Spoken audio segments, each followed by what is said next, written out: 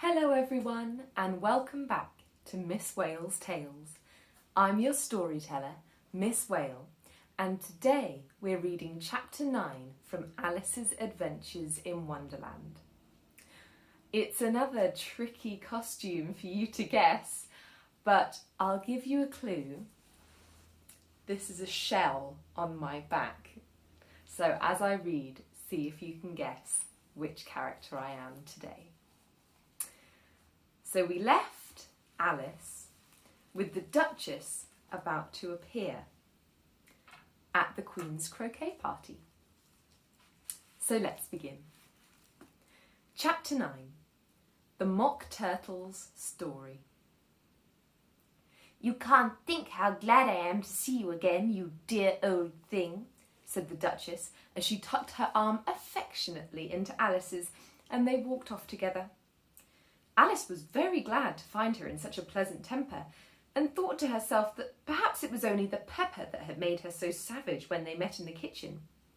"When I'm a Duchess," she thought to herself, not in a very hopeful tone though, "I won't have any pepper in my kitchen at all. Soup does very well without. Maybe it's always pepper that makes people hot-tempered," she went on, very much pleased at having found out a new kind of rule. "And vinegar makes them sour, and chamomile makes them bitter, and barley sugar and such things that make children sweet-tempered. I only wish people knew about that. Then they wouldn't be so stingy about it, you know." She had quite forgotten the Duchess by this time and was a little startled when she heard her voice very close to her ear. "You're thinking about something, my dear, and that makes you forget to talk. I can't tell you just now what the moral of that is, but I shall remember it in a bit." "Perhaps it hasn't one," Alice ventured to remark. "Tut, tut, child," said the Duchess. "Everything's got a moral, if only you can find it." And she squeezed herself up closer to Alice's side as she spoke. Alice did not much like keeping so close to her. First, because the Duchess was very ugly, and secondly, because she was exactly the right height to rest her chin upon Alice's shoulder, and it was an uncomfortably sharp chin. However, she did not like to be rude, so she bore it as well as she could. "The game's going on rather better now," she said, by way of keeping up the conversation a little. "'Tis so," said the Duchess, "and the moral of that is, oh, 'tis love, that makes the world go round." "Somebody said," Alice whispered, "that it's done by everybody minding their own business." "Ah, well, it means much the same thing," said the Duchess, digging her sharp little chin into Alice's shoulder as she added, "and the moral of that is, take care of the sense and the sounds will take care of themselves." How fond she is of finding morals in things, Alice thought to herself. "I dare say you're wondering why I don't put my arm around your waist," the Duchess said after a pause. "The reason is that I'm doubtful about the temper of your flamingo. Shall I try the experiment?" "He might bite," Alice cautiously replied, not feeling at all anxious to have the experiment tried.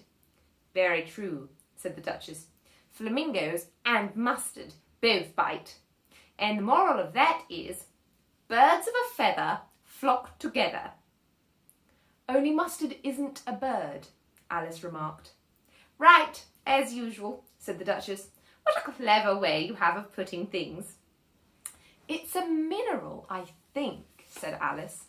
"Of course it is," said the Duchess, who seemed ready to agree to everything that Alice said. "There's a large mustard mine near here, and the moral of that is, the more there is of mine, the less there is of yours." "Oh, I know," exclaimed Alice, who had not attended to this last remark. "It's a vegetable. It doesn't quite look like one, but it is." "I quite agree with you," said the Duchess, "and the moral of that is, be what you would seem to be. Or, if you'd like to put it more simply, Never imagine yourself not to be otherwise than what it might appear to others that what you were or might have been was not otherwise than what you had been would have appeared to them to be otherwise. I think I should understand that better, Alice said, very politely, if I had it written down, but I can't quite follow it as you say it. That's nothing to what I could say if I chose, the Duchess replied in a pleased tone. Oh, pray don't trouble yourself to say it any longer than that, said Alice. Don't talk about trouble, said the Duchess. I make you a present of everything I've said as yet. A cheap sort of present, thought Alice. I'm glad they don't give birthday presents like that. But she did not venture to say it out loud. Thinking again, said the Duchess, with another dig of her sharp little chin. I'm a right to think, said Alice sharply, for she was beginning to feel a little worried. Just about as much right, said the Duchess, as pigs have to fly, and But here, to Alice's great surprise, the Duchess's voice died away, even in the middle of her favourite word, moral, and the arm that was linked into hers began to tremble. Alice looked up, and there stood the Queen in front of them, with her arms folded, frowning like a thunderstorm. A fine day, Your Majesty, the Duchess began in a low, weak voice. Now I give you fair warning, shouted the Queen, stamping on the ground as she spoke. Either you or your head must be off, and that in about half no time. Take your choice. The Duchess took her choice and was gone in a moment. Let's go on with the game, the Queen said to Alice, and Alice was too much frightened to say a word, but slowly followed her back to the croquet ground. The other guests had taken advantage of the Queen's absence and were resting in the shade. However, the moment they saw her, they hurried back to the game, the Queen merely remarking that a moment's delay would cost them their lives. All the time they were playing, the Queen never left off quarrelling with the other players and shouting, "Off with his head!" or "Off with her head!" Those whom she sentenced were taken into custody by the soldiers, who of course had to leave off being archers to do this, so that by the end of half an hour or so there were no archers left, and all the players, except the King, the Queen, and Alice, were in custody and under sentence of execution. Then the Queen left off, quite out of breath, and said to Alice, "Have you seen the mock turtle yet?" "No," said Alice. "I don't even know what a mock turtle is." "It's the thing mock turtle soup is made from," said the Queen. "I never saw one or heard of one," said Alice. "Come on then," said the Queen, "and he shall tell you his history." As they walked off together, Alice heard the King say in a low voice to the company generally, "You are all pardoned." "Come, that's a good thing," she said to herself, for she had felt quite unhappy at the number of executions the Queen had ordered. They very soon came upon a griffin, lying fast asleep in the sun. If you don't know what a griffin is, look at the picture. "Up, lazy thing," said the Queen, "and take this young lady to see the mock turtle and to hear his history. I must go back and see after some executions I have ordered." And she walked off, leaving Alice quite alone with the griffin. Alice did not quite like the look of the creature, but on the whole she thought it would be quite as safe to stay with it as to go after that savage Queen. So she waited.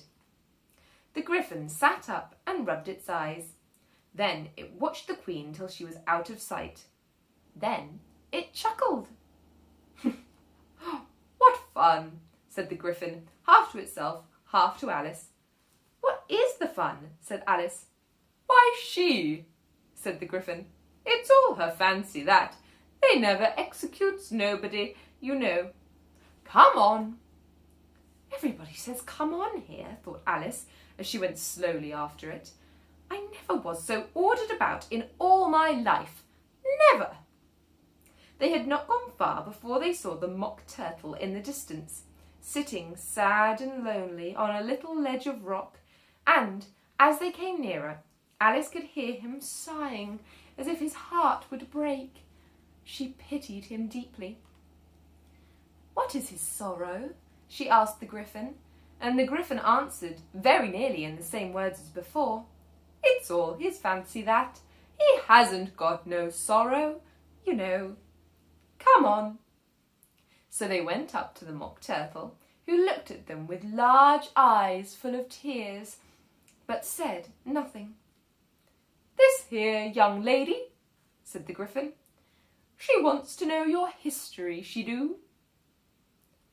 "I'll tell it her," said the Mock Turtle in a deep, hollow tone. "Sit down, both of you, and don't speak a word till I've finished." So they sat down, and nobody spoke for some minutes. Alice thought to herself, "I don't see how he can ever finish if he doesn't begin." But she waited patiently. "Once," the Mock Turtle said with a deep sigh, "I was a real turtle."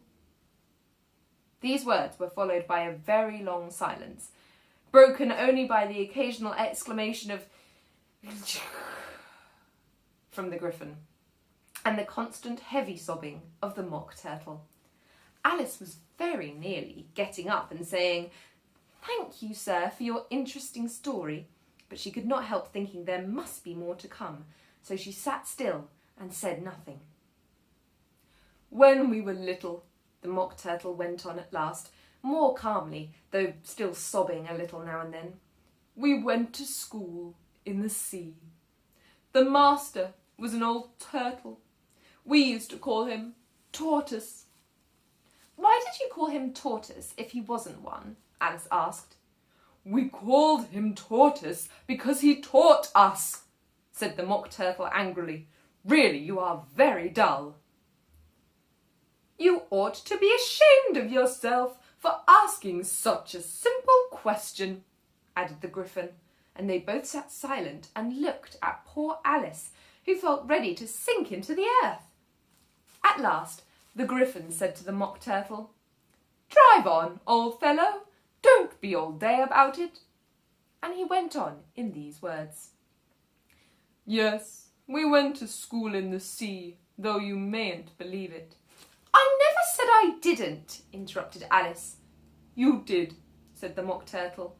"Hold your tongue," added the Gryphon, before Alice could speak again. The Mock Turtle went on. "We had the best of educations. In fact, we went to school every day." "I've been to a day school too," said Alice. "You needn't be so proud as all that." "With extras?" asked the Mock Turtle a little anxiously. "Yes," said Alice. "We learnt French and music." "And washing?" said the Mock Turtle. "Certainly not," said Alice indignantly. "Ah, then yours wasn't a really good school," said the Mock Turtle in a tone of great relief. "Now, at ours they had at the end of the bill French, music, and washing. Extra." "You couldn't have wanted it much," said Alice, "living at the bottom of the sea." "I couldn't afford to learn it," said the Mock Turtle with a sigh. "I only took the regular course." "What was that?" inquired Alice. "Reeling and writhing, of course, to begin with," the Mock Turtle replied, "and then the different branches of arithmetic. Ambition, distraction, uglification, and derision." "I never heard of uglification," Alice ventured to say. "What is it?" The Gryphon lifted up both its paws in surprise. "What? Never heard of uglifying?" it exclaimed. "You know what to beautify is, I suppose?" "Yes," said Alice doubtfully. "It means to make anything prettier."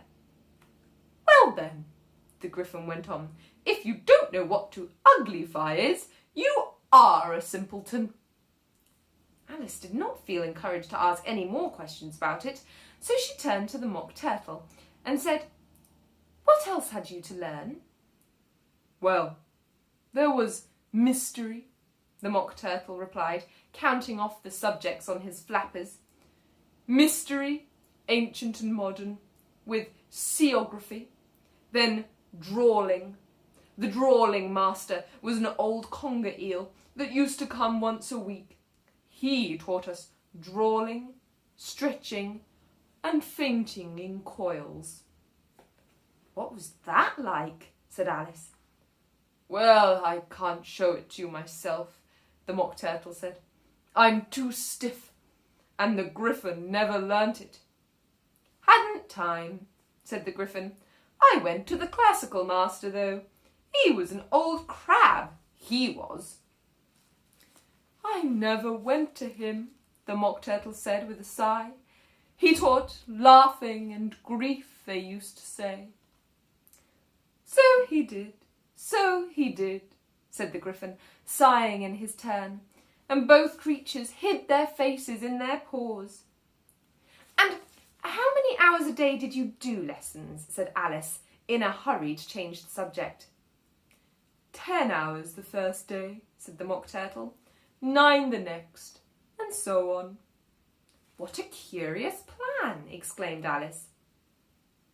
That's the reason they're called lessons, the Gryphon remarked, because they lesson from day to day.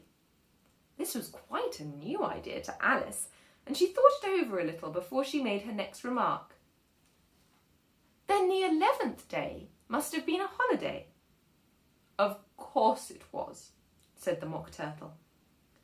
And how did you manage on the 12th? Alice asked eagerly.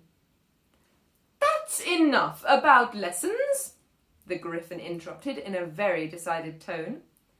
Tell her something about the games now. And that's the end of chapter 9. We shall have to wait for chapter 10 to hear what games the Gryphon and the Mock Turtle learnt. Thank you so much for watching, everybody, and I'll see you next time. Bye-bye!